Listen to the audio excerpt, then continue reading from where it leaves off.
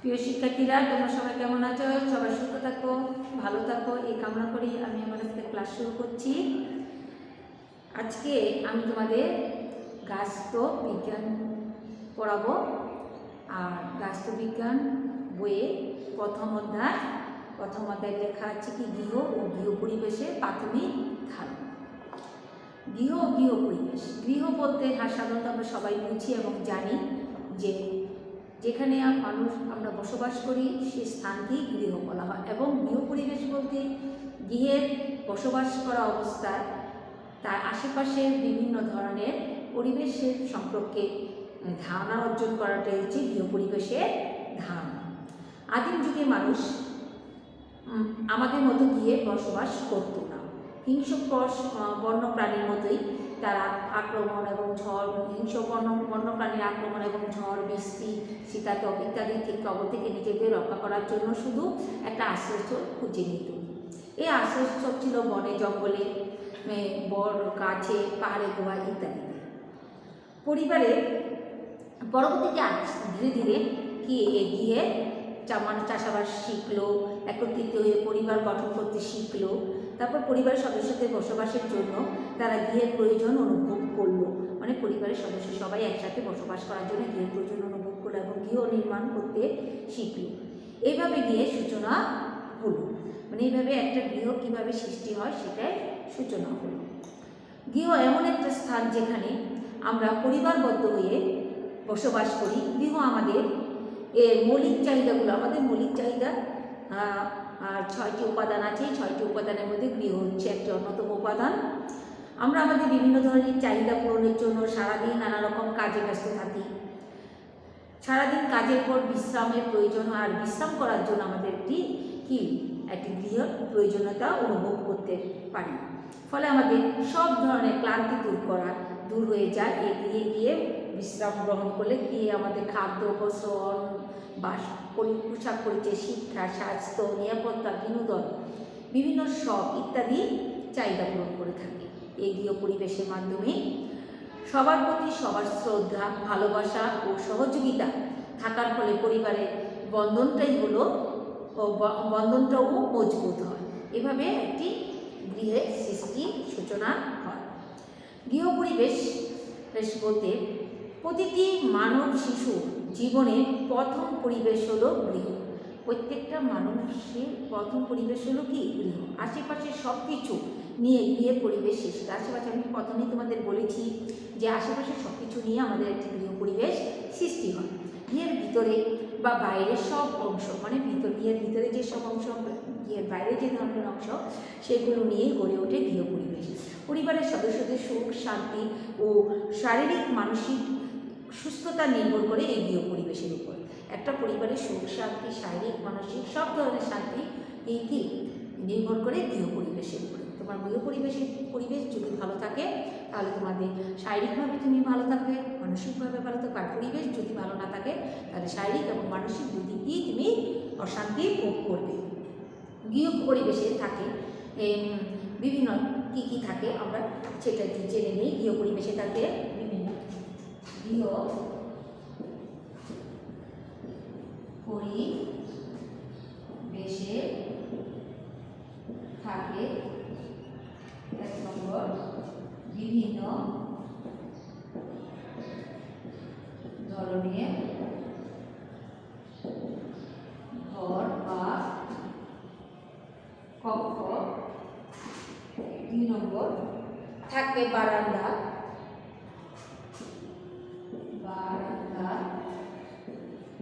2, 3 ছাদ বা চাল, 4 থাকে কি আঙ্গিনা ইত্যাদি।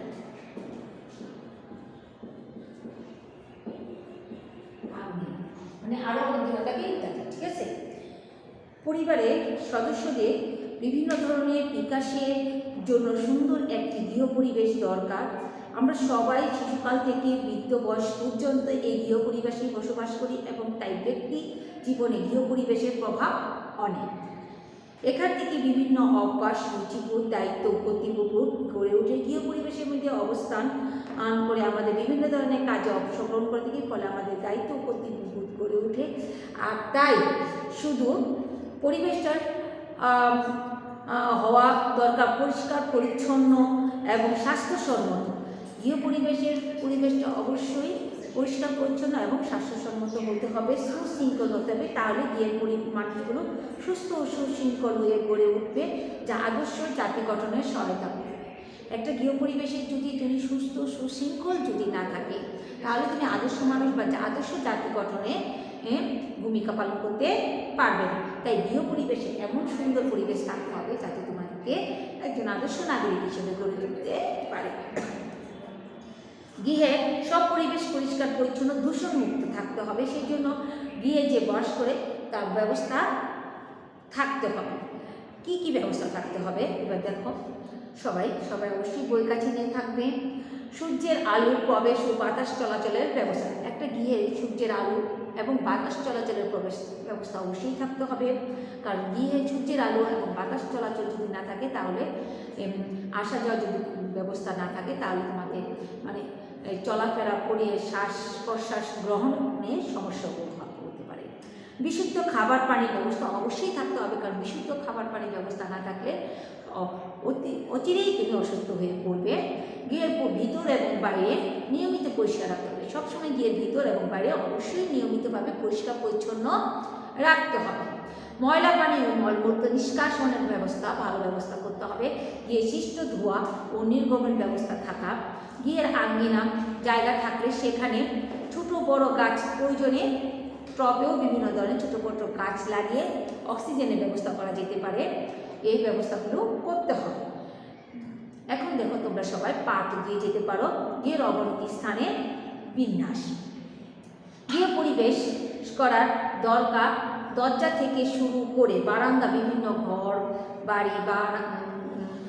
বাগান বাড়ি বারান্দা ইত্যাদি সবই গৃহের অন্তর্ভুক্ত বিভিন্ন স্থান। এই যে বারান্দা, তারপরে আঙ্গিনা, বাগান এইসব যে গাড়ি রাখার যে বারান্দা, এগুলো সবই গৃহের অন্তর্ভুক্ত বিষয়, গৃহের সাথেই জড়িত। গৃহের বিভিন্ন ধরনের কাজ করে, এক এক ধরনের কাজ এক এক জায়গায় এক এক রকম, ঠিক আছে? সব জায়গায় যে গৃহের পরিবেশে এক রকম হবে তা না, এক এক জায়গায় এক এক রকম হতে পারে।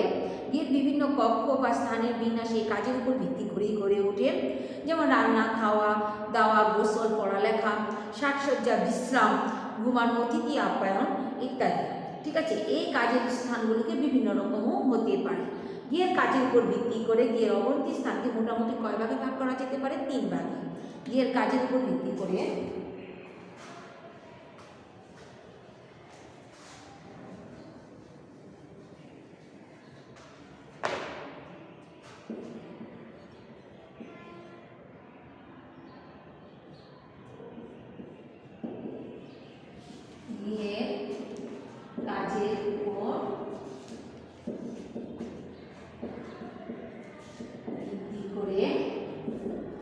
কাজের উপর ভিত্তি করে গৃহের অবনতি স্থানকে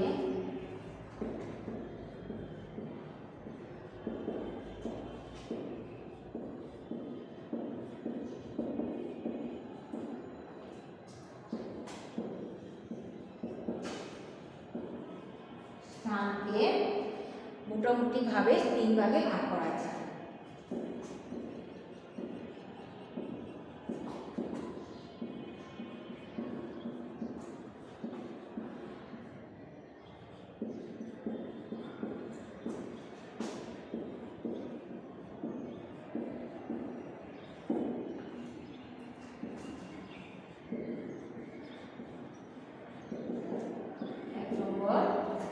হচ্ছে অনানুষ্ঠানিক স্থান,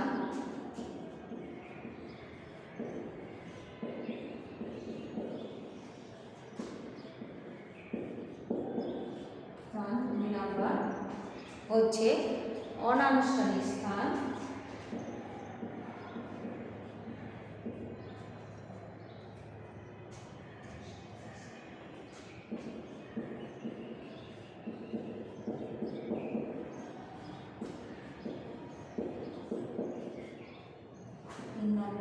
কাজের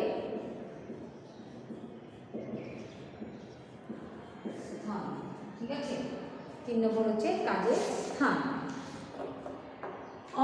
আনুষ্ঠানিক স্থান বলতে কি বোঝায়? আনুষ্ঠানিক স্থান বলতে বোঝায় যেখানে আনুষ্ঠানিক কাজগুলো সম্পূর্ণ করা হয়, মানে সাধারণত যে আনুষ্ঠানিক যেগুলো কাজগুলো আমার খুবই প্রয়োজন সেই কাজগুলো সম্পূর্ণ করা হয়। এখানে আমরা বিভিন্ন আনুষ্ঠানিক কাজ রক্ষা করতে পারি। আমাদের গিয়ে কোনো অতিথি বন্ধু বান্ধব এলে আমরা আনুষ্ঠানিক কাজ স্থানগুলোকে তাদের অভ্যন্তরা জানাই এবং আপ্যায়ন করি। সেই আনুষ্ঠানিক স্থানগুলো হচ্ছে বসার ঘর বা ড্রয়িং রুম, খাওয়ার ঘর, অতিথি ঘর, গাড়ি, বারান্দা, সিঁড়ি ইত্যাদি। আনুষ্ঠানিক স্থান বলতে কি বোঝায়? আনুষ্ঠানিক স্থান বলতে বোঝায় সাধারণত আমরা যে স্থানগুলোতে ব্যক্তিগত বা একান্ত নিজের কাজ করি, মানে আনুষ্ঠানিক স্থান বলতে যে অনুষ্ঠান, বিশেষ বিশেষ অনুষ্ঠানে যে স্থানগুলো ব্যবহার করা হয়। আর আনুষ্ঠানিক বলতে একান্ত ব্যক্তিগত যে কাজগুলো আমরা করে থাকি এবং এখানে আমরা সাধারণত বিশ্রাম নিই, ঘুমাই, পড়াশোনা করি, সাজসজ্জা করি ইত্যাদি। এই স্থানগুলো শুধুমাত্র পরিবারের সদস্যরাই বিভিন্নভাবে সম্পূর্ণ করে থাকে, সেখানে অন্য কোনো ব্যক্তি আসতে পারে না। সেগুলো হচ্ছে শোয়ার ঘর, পড়ার ঘর, সাজসজ্জা ঘর ইত্যাদি। আর কাজের স্থান বলতে যে স্থানে প্রতিদিন গিয়ে বিভিন্ন ধরনের কাজ করা হয়ে থাকে, যেমন রান্নাঘর, বিভিন্ন রকম পরিষ্কার পরিচ্ছন্নতার কাজ, বিভিন্ন দ্রব্য যেখানে সেখানে সংরক্ষণ করা ইত্যাদি, এগুলো হচ্ছে কাজের স্থান। পার্ট 3-এ যেতে পারো তোমরা সবাই। প্রয়োজনীয় জিনিস যথাস্থানে সংরক্ষণ। প্রয়োজনীয় জিনিস স্কুল থেকে বাসায় ফিরে এসে স্কুল ব্যাগ, তারপর খাতা, জামা কাপড়, জুতা, মোজা ইত্যাদি নির্দিষ্ট স্থানে, জামা প্যান্ট এইসব নির্দিষ্ট স্থানে রাখা। প্রতিদিন পড়ালেখা শেষ করে বই, খাতা, পেন্সিল, কলম ইত্যাদি গুছিয়ে রাখা, এগুলো হচ্ছে প্রয়োজনীয় জিনিস। এই প্রয়োজনীয় জিনিস সবসময় আমরা ব্যবহার করে থাকি এবং সবসময় নির্দিষ্ট স্থানে রাখতে হবে। যখন যখন প্রয়োজন হবে তখনই যাতে আমরা অতি সহজে পেয়ে যেতে পারি। বিভিন্ন বিকেলে খেলা থেকে শুরু করে খেলার সামগ্রী ঠিক জায়গায় বসে এই যে যথাস্থানে যত্ন সহকারে রাখলে সেগুলো সবসময় টিকসই থাকে এবং ভালো থাকে এবং যে কোনো সময় প্রয়োজনীয় সময় ব্যবহার করা যায়, পাওয়া যায়। যে পরিবেশ থেকে থাকে পরিচ্ছন্ন ও পরিপাটি, প্রয়োজনীয় সময় সেগুলো হাতের কাছে পাওয়া যায়, ফলে খোঁজাখুঁজি বা অযথা সময় অপব্যবহার করা হয় না। ঠিক আছে। এছাড়া জিনিসপত্র ছড়িয়ে ছিটিয়ে থাকলে গিয়ে সৌন্দর্য নষ্ট হয় এবং বিভিন্ন রকম দুর্ঘটনা ঘটার আশঙ্কা থাকে। তাছাড়াও রান্না বা খাবার পরিবেশের সরঞ্জাম, হাঁড়ি, কড়াই, খুন্তি, চামচ, বাটি, ছুরি ইত্যাদি, প্রেসার কুকার, ব্লেন্ডার, ওভেন, চুলা ইত্যাদি, এগুলো সাধারণত আমরা রান্নার কাজে ব্যবহার করে থাকি। এগুলো রান্নার কাজে ব্যবহার করার কারণে এর মধ্যে প্রতিদিন ব্যবহার করা হয়। রান্নাঘরের মধ্যে এগুলি হাতের কাছে রাখা দরকার, কারণ যখন যে কাজটি রান্না করতে গেলে যখন যে জিনিসটা প্রয়োজন সেই প্রয়োজন অনুযায়ী যাতে সহজেই ব্যবহার করা যায়, তাই হাতের কাছে রান্নাঘরে থাকলেই খুব ভালো হয়। যেগুলো প্রতিদিন ব্যবহার করা এবং ক্যাবিনেটের বা উপরের দিকে বা উপরে তাকের ব্যবস্থা করে সেগুলো রাখার ব্যবস্থা করা যেতে পারে। খাবার পরিবেশনের জন্য প্লেট, গ্লাস, জগ, চামচ, কাঁটা চামচ, ট্রে ইত্যাদি খাবার ঘরে ব্যবহার করা সাজিয়ে রাখতে হবে। এভাবে সেলাইয়ের সরঞ্জাম বা বাগান করার সরঞ্জাম, তারপরে লন্ড্রির সরঞ্জাম, মানে প্রত্যেকটা জিনিস যখন যে জিনিসটা প্রয়োজন সে জানে রাখে। সেলাইয়ের জায়গার জন্য আলাদা একটা নির্দিষ্ট স্থান করতে হবে। বাগান করার জন্য বা বাগানের যে সরঞ্জামগুলি থাকে সেই জিনিসগুলো আলাদা একটা স্থানে রাখতে হবে। লন্ড্রিতে আমরা সাধারণত সবাই জামা কাপড় ইস্ত্রি করে থাকি, আয়রন করে থাকি। সেই কাপড়গুলো যাতে সহজেই লন্ড্রিতে দেওয়া যায় সেগুলো একটা আলাদা স্থান করে নিতে হবে। পরিষ্কার পরিচ্ছন্নতার সরঞ্জাম, মানে আমরা যে গৃহ পরিবেশ পরিষ্কার পরিচ্ছন্ন করবো সেই জন্য যে সরঞ্জামগুলো, ঝাড়ু বা বিভিন্ন ধরনের সরঞ্জাম থাকে সেগুলো যাতে নির্দিষ্ট স্থানে রাখতে পারবেন। মানে মোট কথা এক কথা বলা যায় মানে প্রত্যেকটা জিনিস যাতে নির্দিষ্ট স্থানে রাখলে অতি সহজে যাতে পাওয়া যায়। বা পরিষ্কার পরিচ্ছন্ন পোশাক পরিচ্ছদ, দৈনন্দিন জীবনে পোশাক প্রতিদিন কীভাবে যে পোশাকগুলো আমরা ব্যবহার করে থাকি বা বিশেষ অনুষ্ঠানে বা বিশেষ কোনো অনুষ্ঠানে যে পোশাকগুলো এগুলো একটু আলাদাভাবে একটু রাখলে ভালো হয়, কারণ সেটা প্রয়োজনের যে কোনো সময় যে কোনোভাবেই যাতে অতি সহজেই পাওয়া যায়। পড়ালেখার উপকরণ, মানে পড়ালেখার উপকরণ তোমরা সবাই জানো, বই, খাতা, কলম, পেন্সিল আমরা সবাই ব্যবহার করে থাকি। এগুলোর জন্য আলাদা পড়ার টেবিল প্রয়োজন, যাতে পড়ার টেবিলের কাছে গেলেই আমরা বই, খাতা, কলম পেতে পারি। তোমরা সবার অবশ্যই পড়ার টেবিল আছে তোমাদের সবার। প্রসাধন সামগ্রী, প্রাথমিক চিকিৎসার উপকরণ। এই যে প্রাথমিক চিকিৎসার উপকরণ, সাধারণত আমরা অনেক সময় অনেক অসুস্থ হয়ে পড়ি, তখন তাৎক্ষণিকভাবে ডাক্তার পাওয়া যায় না। এই তাৎক্ষণিকভাবে ডাক্তার না পাওয়া গেলে তখন তাৎক্ষণিকভাবে যে চিকিৎসা দেওয়া হয় সেটাকে বলে প্রাথমিক চিকিৎসা। এই প্রাথমিক চিকিৎসা দেওয়ার জন্য যে সরঞ্জাম প্রয়োজন সেগুলো একটা নির্দিষ্ট স্থানে রাখলে অবশ্যই প্রাথমিক, যে পরিবারে কেউ যদি অসুস্থ হয়ে পড়ে তাহলে অতি সহজে যাতে প্রাথমিক চিকিৎসা দেওয়া যায় সেই একটা নির্দিষ্ট স্থানের প্রয়োজন রয়েছে। বিবিধ বলতে বিভিন্ন জিনিস, মানে একদম সব ধরনের জিনিস যাতে এদিকে আছে এরকম একটা বিষয় বোঝায়। এই বিবিধ জিনিসগুলো যাতে দিয়ে রাখলে, যেমন অনেক খুঁটিনাটি, অনেক পরিবারে গিয়ে বসবাস করতে গেলে অনেক কিছু লাগে, সে অনেক কিছুর জন্য অনেক ধরনের জিনিস প্রয়োজন হয়। এর মধ্যে বিভিন্ন খুঁটিনাটি জিনিসগুলো যেগুলো একটা ড্রয়ার অথবা একটা লকার রেখে দিলে ওটার ভিতরে বিবিধ জিনিসগুলো গুছিয়ে রাখলে তাহলে অতি সহজে সব কিছু পাওয়া যায়। গৃহ পরিবেশ পার্ট 4 দেখতে পারো তোমরা, গৃহ পরিবেশ রক্ষা ও সৌন্দর্য বর্ধনে গাছ।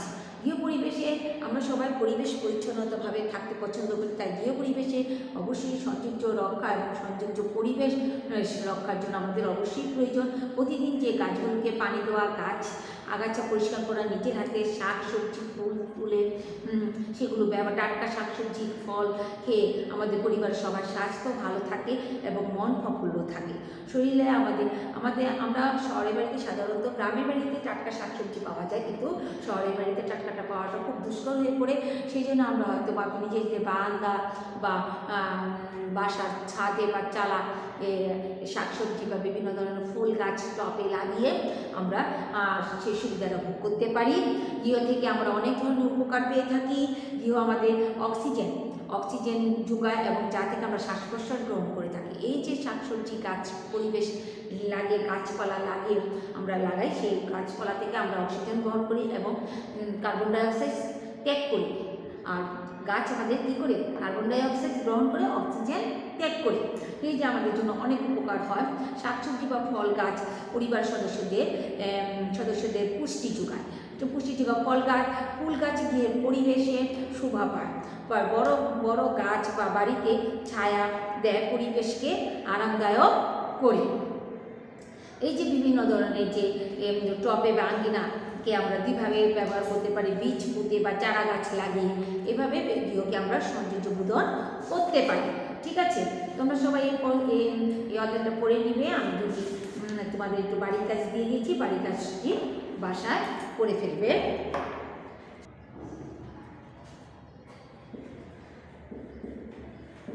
বাড়ির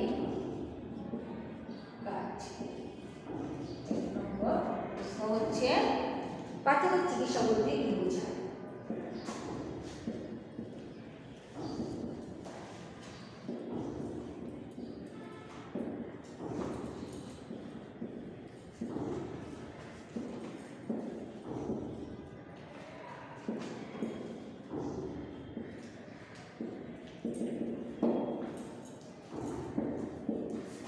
নম্বর প্রশ্ন হচ্ছে, গিয়ে অনানুষ্ঠানিক স্থান বলতে কি বোঝায়?